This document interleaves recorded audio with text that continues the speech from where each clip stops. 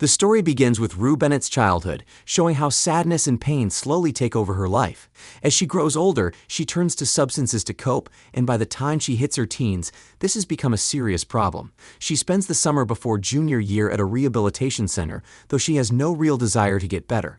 The moment she walks out, old habits return immediately. We then shift focus to Nate, who is cruising through the streets in his car. He spots a girl riding a bicycle and decides to mess with her. That girl is Jules, someone who plays a big role in this story. Jules has recently moved into the neighborhood and is still finding her footing. She reaches out by text to her friend Kat, and the camera follows that message across town to a group of girls getting themselves ready for a party that evening. One of them used to date Nate. Back at home, Rue sneaks in late and faces an angry mother waiting up for her. Her mom insists on a urine test to check she is clean. Before taking it, Rue slips out to a friend's place to swap the sample. Meanwhile, Jules spends time with an older married man whose full identity becomes clear later in the episode. Across town, Nate's party gets going. A group of boys crowd around a phone, passing around private photos of a girl named Cassie. Her boyfriend McKay sees this and feels deeply unsettled. Later, McKay and Cassie become physically intimate, but things take an uncomfortable turn when he becomes aggressive, reflecting the theme of people confusing genuine closeness with imitation of what they see on screens. Rue takes more drugs and wanders out into the corridor. In a breathtaking visual moment, the entire hallway appears to spin a full circle around her while she crawls along the walls. She makes her way downstairs, but the camera quietly drifts away from her into another room where Kat sits with three boys. They pressure her into proving herself, and despite feeling deeply uncomfortable, she gives in and removes her top to avoid their mockery. Nate spots his ex-girlfriend getting close with someone at the party and shuts everything down. Heading into the kitchen, he comes across Jules. He takes his anger out on her, questioning her presence and making threats. Jules stands her ground and pulls out a knife before running outside, where she unexpectedly runs into Rue. The two walk home together as the night winds down and everyone drifting off to sleep.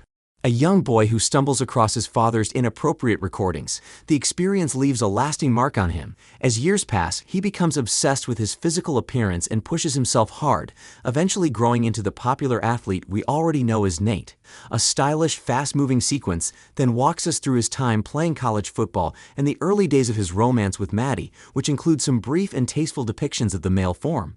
The story then moves to Rue and Jules, who are clearly enjoying each other's company and building a genuine friendship.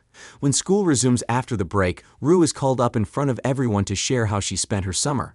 That summer was mostly inside a rehabilitation facility. She stumbles through her words at first, then lands on one particular memory that starts off warmly, a cheerful sing-along in a car, before it spirals into a painful, rage-filled moment tied to a classic song playing in the background. Kat gets a message that stops her cold.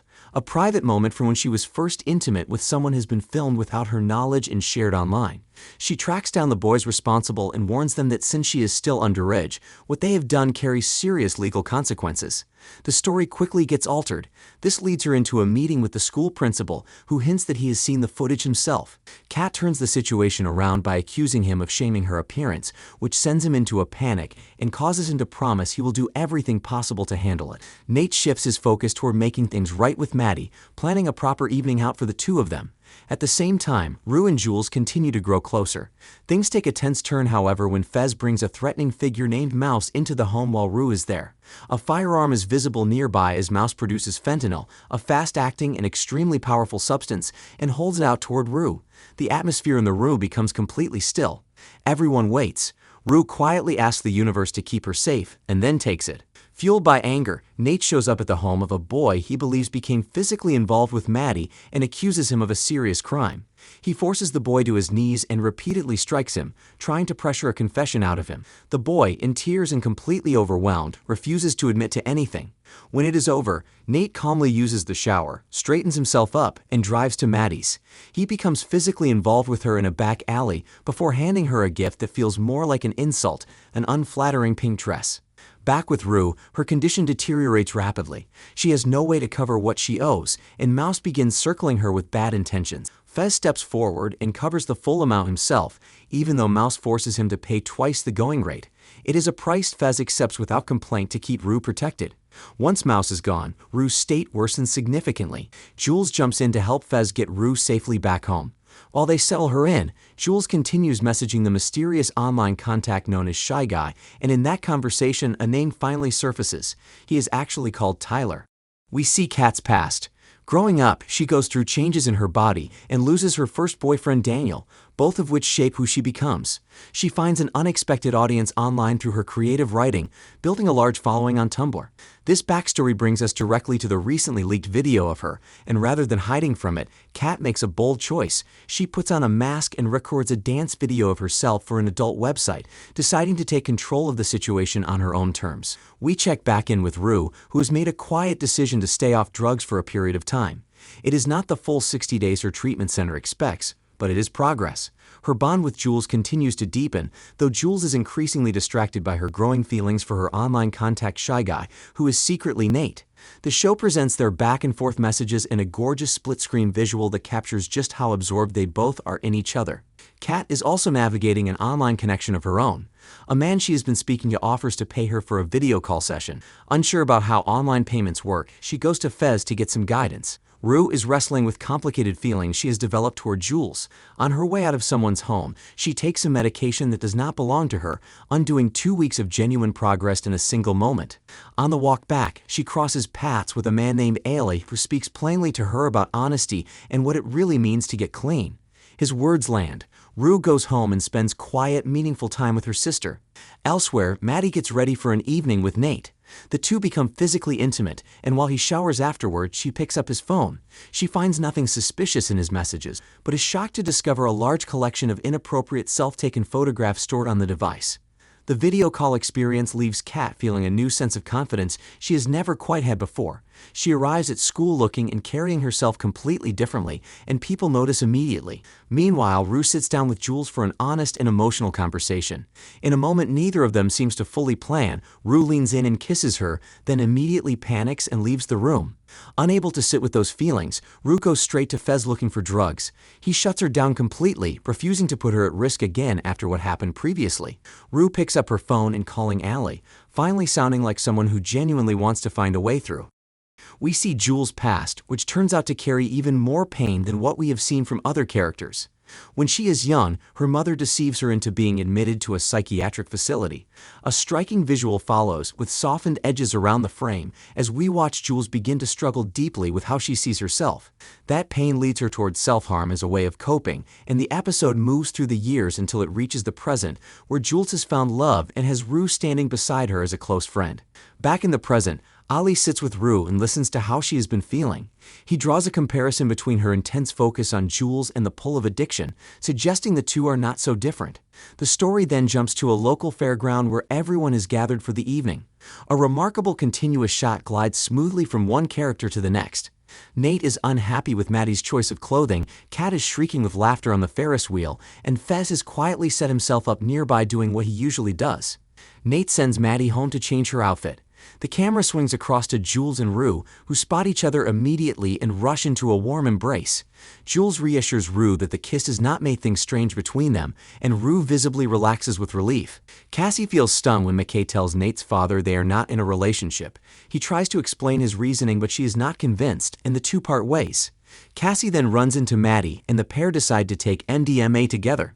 Jules quietly reveals to Rue that Nate's father is the married man she has been spending time with intimately. Rue laughs in disbelief until Jules walks up to him at his food stand, and the tension between them makes everything immediately obvious. While the two friends process what just happened, Rue's phone rings. Her mom is worried because her younger sister Gia is not picking up. Sweeping orchestral music fills the scene as Rue and Jules weave urgently through the fairground crowd searching for Gia. Fireworks burst overhead. Cassie becomes physically involved with another boy on the merry-go-round behind McKay's back, while Maddie corners Nate about the photograph she found on his phone. Rue finds Gia sitting with a group of boys smoking. Watching her little sister in that moment is like looking at a younger version of herself, and the weight of that hits Rue immediately. She messages Jules to confirm Gia is safe. As Jules reads the message, Nate's father appears beside her and desperately asks her to keep their secret. She tells him calmly that she has no intention of exposing him, and he walks away visibly relieved. Rue takes Gia home while Jules goes to meet Tyler in person for the first time. Tyler is of course Nate, and the meeting is immediately uncomfortable. When Jules shows no interest in him, Nate turns threatening and raises the possibility of legal consequences related to the messages they exchanged. Jules does not back down, firing back with a pointed reference to his father. After that unpleasant encounter, Jules makes her way to Rue's home for a sleepover. She tells Rue the meeting with Tyler went nowhere, and the two draw close and begin kissing. The scene is captured in a beautifully rotating horizontal shot as the two of them finally find their way to each other. We see Maddie's life from her early days competing in glamorous beauty pageants all the way through to her complicated relationship with Nate. As Rue narrates, we learn that Maddie is far more calculated than she first appeared, and that her past holds more than people assume. The narration carries us into the present, where we are reminded that Nate grabbed Maddie by the throat at the carnival. Following that opening, we find Rue fighting the urge to use again. She redirects that energy toward Jules instead, becoming almost entirely consumed by thoughts of her. A private moment is interrupted when her mother walks in unexpectedly, leading to an awkward but oddly funny exchange between them. Despite the embarrassment, it is clear that Rue and her mother are slowly rebuilding their relationship now that drugs are no longer standing between them. The marks on Maddie's neck are impossible to conceal, and people at school begin to notice. She is already struggling physically from the MDMA she took at the carnival and can barely eat. The principal calls her in and asks directly whether Nate is responsible. Maddie stays quiet and gives nothing away, but the principal pushes forward anyway, speaking to other students before summoning Nate and his father to his office. The carnival turns out to have been a turning point for Kat as well. Something shifts in her that night, and she walks away from it carrying a new level of self-assurance. In a quietly clever visual moment, she stands beside a poster featuring an idealized model, the contrast speaking for itself. Still carrying anger toward Ethan, she seeks out a stranger, and the two become physically involved in his car. Maddie's mother decides to take the matter to the authorities, which horrifies Maddie. Cal is advised to speak with his son before anything else happens. He pulls Nate aside and tells him to hold his head up and block out the noise, before Nate is walked out of school and taken to the local police station. Maddie is also brought to the station. She becomes confrontational with one of the officers, throws a milkshake, and resists when her hoodie is removed.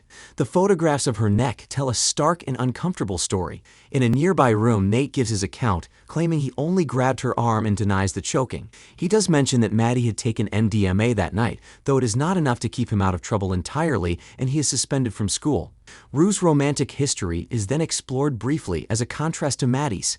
Her past encounters have been short, awkward, and emotionally empty. Jules is something entirely different. At a group session with Allie at the rehab center, Rue finally comes clean in front of everyone. All those times she claimed to be sober, she was not. In reality, it has only been 13 days. But she credits Jules as the reason she has managed even that. That evening, Rue and Jules go to a roller disco together. Jules notices how content and glowing Rue seems, and it clearly unsettles her. She excuses herself and retreats to the bathroom, visibly overwhelmed. Across town, Cal returns to a familiar motel. Midway through a private encounter with another man, he stops and pulls back. He opens up about the anger building inside his sons and his fear that his own hidden life is somehow feeding it. He wonders aloud whether his choices are leaving a mark on them. At the same time, Maddie receives a message from Nate asking her to meet him at a hotel near exit 27. She drives there quickly, hopeful. In an ironic twist, it is the very same motel Cal has just left. Nate and Maddie reunite and hold each other close, while back at the roller disco, an exhausted Rue drifts off to sleep leaning against a quietly frightened Jules. We see the enormous pressure McKay's father placed on him throughout his childhood. That pressure pushes him toward a promising football career, but he ultimately steps back from chasing a professional path after falling for Cassie and honestly weighing up his realistic chances of reaching the NFL. Despite that choice, things between them are far from smooth. McKay struggles with how Cassie presents herself publicly, and that tension is quietly pulling them apart.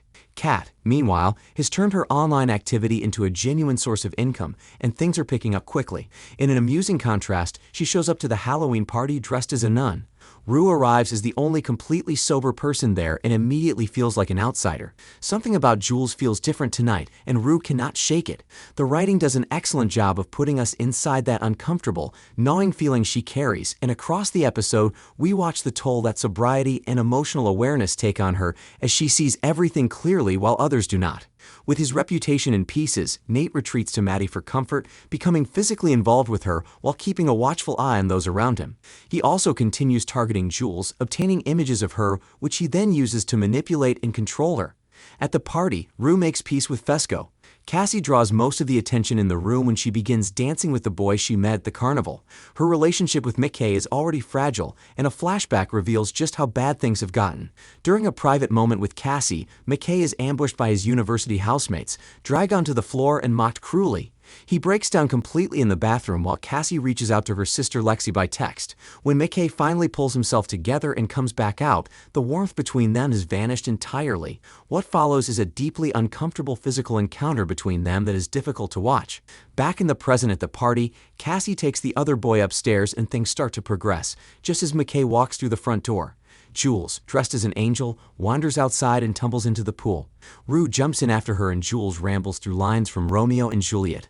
Upstairs, Cassie has a change of heart about what she is doing. She pulls back and refuses to continue. The boy responds with cutting remarks, telling her she is uninteresting before walking away. A montage follows showing each character caught up in their own emotional turmoil. We then see Nate visit Tyler with an offer. Tyler is going to take the blame for choking Maddie. To make the story more convincing, Jules has been pulled into it as a supporting witness. With compromising images being held over her, Jules has little room to say no, even after a police officer warns her that providing false information could result in up to 7 years behind bars. It is later revealed that this encounter with the police and Tyler actually takes place before the Halloween party, which explains why Jules looks so pained when she watches Nate arrive at the party with Maddie on his arm. We see Cassie's childhood. A promising talent on the ice, her potential path towards skating success is cut short when her family runs into financial difficulties tied to her father's struggles. As she grows into a teenager, her appearance begins to shape how everyone around her treats her, and not always in ways that serve her well. Family life deteriorates as her father relapses into old habits. All of this brings us to the present, where Cassie stares blankly at a pregnancy test. The result is positive. Tyler Clarkson is taken into custody for the attack on Maddie, but Rue is not satisfied with the official version of events. She sets out to uncover the truth, picking up on details that do not quite add up. In a sequence that lovingly nods toward classic detective stories, she lights a cigarette, pins images to the wall, and starts making phone calls. Piecing it all together, she begins connecting the dots around Jules, and the thrill of figuring it out gives her a natural rush she has not felt in a while. Cassie tells the group she is thinking about coming clean to McKay about her history with Daniel. Maddie immediately advises against it. Kat turns the conversation around and starts pressing Maddie about Nate, which hits a nerve. Maddie snaps at her, upset by the shift in Kat's personality, and leaves the room in tears. Cassie then turns to her sister Lexi, who also tells her to stay quiet. At home, Rue finds it hard to warm up to her mother's new partner, and their interaction is stilted and awkward. Her connection with Jules continues to cool. She fills the emptiness by watching enormous amounts of reality television. After stopping by Fesco's, she finds herself staring at substances laid out nearby and imagines them calling to her. She holds firm and does not give in, but the relief is short-lived as a heavy wave of depression settles over her. Jules, meanwhile, boards a bus and travels to visit people from her past. She rides with her head out of the sunroof, looking completely free. The camera circles around her warmly as she reconnects with a friend, and the two spend time together, talking and laughing. In a substance-fueled haze, Jules debates whether to reach out to Rue. She becomes close with a girl at a club, while the story keeps cutting back to Rue, who is physically unwell. Nate then appears and apologizes to Jules for everything. The two share a kiss, but it becomes clear Jules is imagining it all. It is actually the same girl from earlier. As the effects wear off, Jules is left sitting with a quiet sense of regret. Cassie eventually tells McKay about the pregnancy. The two sit together and honestly face what this could mean for both of their futures. Kat, in a separate moment, has an unsettling online session with someone hiding behind a darkened screen and a voice-altering device. Nate and Maddie then pull into the petrol station where Fesco works. Fesco steps up and tells Nate directly to leave Rue alone, getting right in his face as he does it. Nate locks eyes with him and says nothing, but clearly marks Fesco as a new target. Fesco does not flinch and makes it plain that if Nate continues going after Rue and those around her, there will be serious consequences. That same evening, a tip reaches the police, traced back to Nate. Officers arrive at Fesco's while he and Mouse scramble urgently to get rid of everything before the door comes in. Rue is recovering from her kidney infection and firmly turns down the offer of Vicodin while doing so. Lying in a hospital bed with nothing expected of her, she finds herself genuinely at ease for once. It feels like a rare pocket of peace. That calm does not last long, however, as the pull of teenage life drags her back in. Jules fills her in on her time away, and the two bond over their shared frustration with Nate Jacobs, cursing his name together. The winter formal is approaching and excitement ripples through the group as everyone prepares at home. We see each character getting ready, including Fesco, who pulls on a hooded jacket, checks himself in the mirror, and walks out the door with a concealed weapon on him. Rue's mother provides a quietly beautiful narration during this stretch, reflecting on balance and the idea that everything evens out eventually. It sets the tone perfectly for what unfolds, while the episode structure itself begins to loosen and shift as events grow more chaotic. Maddie and Nate continue their push and pull, dancing with other people across the room before gravitating back toward one another. Their connection is messy and turbulent, but it feels almost inevitable, as though neither of them can fully let go. In the middle of all this emotional disorder, one genuinely warm moment stands out. Kat finally tells Ethan the truth about her feelings. They choose to leave the formal together while Cassie and Lexi send them off with warm smiles. Rue crosses paths with Nate and confronts him directly, warning him to limit the damage he does to his own life. Nate pushes back immediately, hinting that Rue does not know the full picture when it comes to Jules. He knows precisely where to aim and digs into Rue's deepest insecurities about her relationship with her closest friend. The conversation shakes something loose. Rue goes to Jules and the two finally say what they have been holding back, ultimately deciding to leave town and start somewhere new together.